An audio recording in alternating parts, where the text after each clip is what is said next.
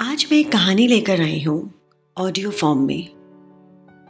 मैंने सोचा कि दिन भर आंखें दफ्तर में बैठे कंप्यूटर्स के आगे देखते देखते थक जाती हैं, तो क्यों ना ऐसा कुछ प्रस्तुत किया जाए जिसे देखना ना पड़े, लेकिन सुन के हम काफ़ी कुछ सीख भी सकते हैं और आंखों को रिलैक्स भी दे सकते हैं। तो आइए ये सिलसिला शुरू करते हैं। आज की कहानी का नाम अमीरी का प्रभाव। बादशाह अकबर कला प्रियता एवं न्याय प्रियता के लिए प्रसिद्ध माने जाते हैं।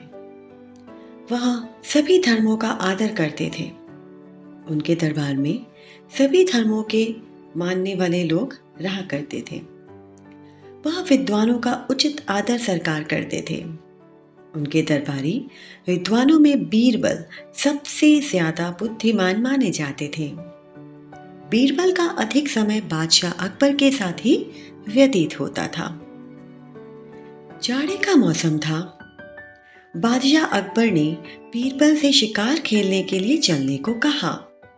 बादशाह का हुक्म भला बीरबल कैसे ना मानते। दोनों शिकार के लिए जंगल की ओर चल पड़े। कुछ दूर जाने पर उन्हें सड़क के किनारे एक आदमी लेटा दिखाई दिया। उसके शरीर पर एक फटी पुरानी धोती के सिवाय और कोई भी वस्त्र नहीं था। अकबर ने उस आदमी की ओर इशारा करके बीरबल से कहा, बीरबल देखो, यह आदमी यहाँ मरा पड़ा है। इसके क्रियाक्रम का प्रबंध करो।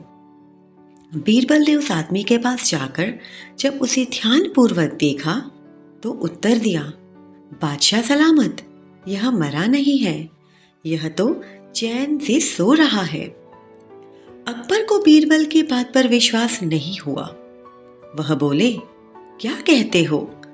भला इस हालत में किसी को नींद आ सकती है? मुलायम बिछौने की कौन कहे? इसके शरीर पर तो एक वस्त्र भी नहीं है और नीचे कंकड़ पत्थर, ऊपर से कड़ाके की सर्दी।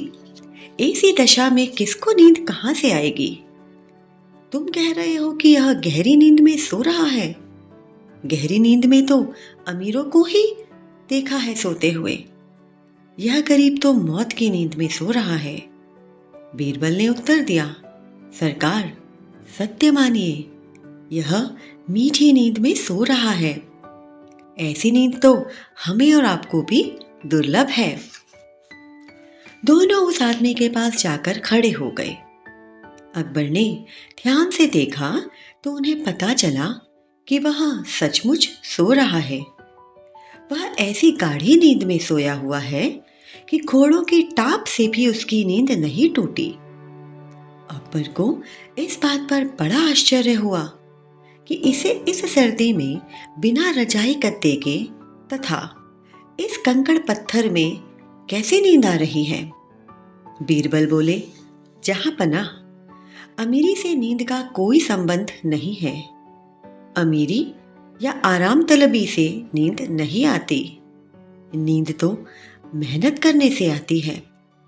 यह गरीब आदमी मेहनत करते करते थक गया होगा, इसलिए इसे ऐसी गहरी नींद आ गई होगी। अच्छी और स्वाभाविक नींद आने पर आदमी कहीं भी और किसी भी हालत में सो सकता है। अकबर बीरबल की इस बात से सहमत नहीं हुए। वह बोले, अच्छी नींद तो आराम से लेटने पर ही आ सकती है। इस आदमी को अमीरों का खाना पीना और उनका बिस्तर मिले तो यह और भी सुख पाएगा। बीरबल विद्वान तो थे ही। उन्होंने बादशाह से विनती की, हुजूर, इसे कुछ दिनों के लिए अमीर बनाकर देख लो। अकबर ने बीरबल का प्रस्ताव मान लिया। बीरबल ने उस आदमी को उठाया और उसे महल में ले जाए। बादशाह की तरफ से उस गरीब के लिए एक सुंदर कोठी की व्यवस्था करा दी गई। अनेक नौकर चाकर नियुक्त कर दिए गए। अब उसे दिन रात आराम से रहने के सिवाय और कोई काम न था। 15 दिन बाद अकबर ने बीरबल से उस व्यक्ति का हाल चाल पूछा। बीरबल बोले, हुजूर, नकली अमीर को तो 3 दिन से बुखार है।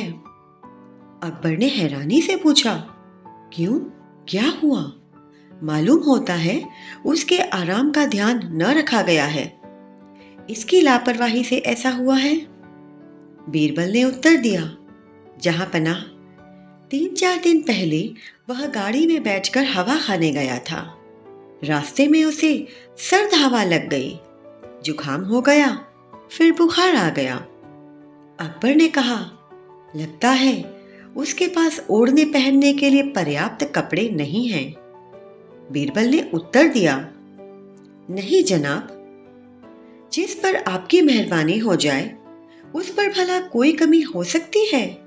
वह तो सिर से पैर तक ऊनी कपड़ों में लिपटा है, ऊपर से कीमती कश्मीरी शाल और दुशाले।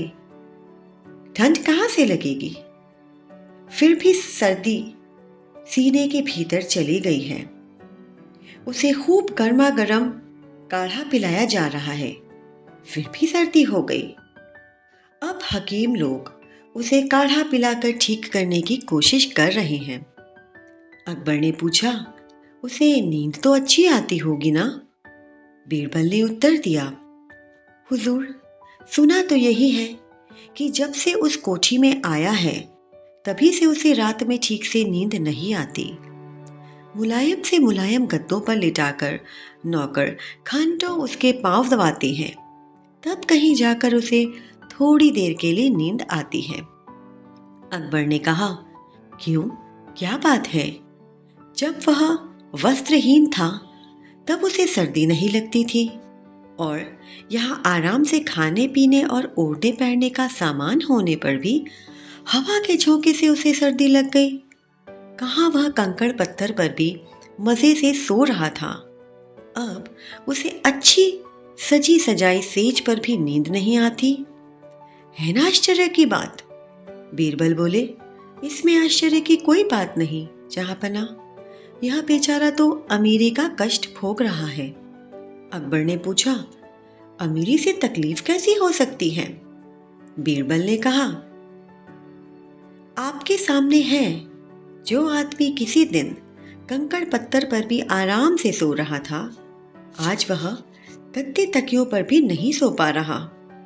यह अमीरी का ही तो दंड है। पहले वह दिन भर मेहनत करता था, इससे उसका शरीर ठीक रहता था और उसे बेफिक्री वाली नींद आती थी, मगर अब जरूरत से ज्यादा आराम ने उसे सुकुमार बना दिया है और मामूली सी सर्दी गर्मी भी उससे बर्दाश्त नहीं हो रही। ऐसा सुख किस काम का? अकबर को इस बात पर विश्वास न हुआ। रात में वह बीरबल को लेकर स्वयं उस नकली अमीर की कोठी पर गए। वहां पर खिड़की से झांक कर देखा कि वह आदमी बिस्तर पर पड़े पड़े करवट बदल रहा है। बादशाह के इशारे पर बीरबल ने उससे पूछा, क्यों भाई, मालूम होता है कि आपको नींद नहीं आ रही? उस आदमी ने लेटे लेटे उत्तर दिया, कुछ न पूछिए जनाब, बिस्तर में कोई चीज ऐसी है जो चुभती है और नींद उचट जाती है। नालायक नौकरों ने इसे झाड़कर नहीं बिछाया। बीरबल ने अंदर जाकर बिस्तर को ठीक से टटोला तो चादर के नीचे से एक बिनौला निकला। उसे बादशाह को दिखाकर वह बोले, देखिए जहांपना, आज इसी की वजह से अमीर साहब को नींद नहीं आ रही, और पहले इन्हें कंकड़ भी नहीं चुभता था, आज नरम गद्दे पर पड़ा एक बिनौला भी चुभ रहा है। इतनी देर से यह परेशान है, पर इन्होंने बिस्तर झाड़ने का कष्ट भी न किया। यही सब तो अमीरी का प्रभाव है। अकबर बीरबल की बात मान गए और दूसरे दिन उन्होंने उस आदमी को अपने आराम भवन से विदा कर दिया। अब इस कहानी से आपको क्या शिक्षा मिली वो आप समझ गए होंगे। मैं फिर आऊंगी एक ऐसी ही कहानी के साथ, और आप सुनते रहिए। नमस्कार।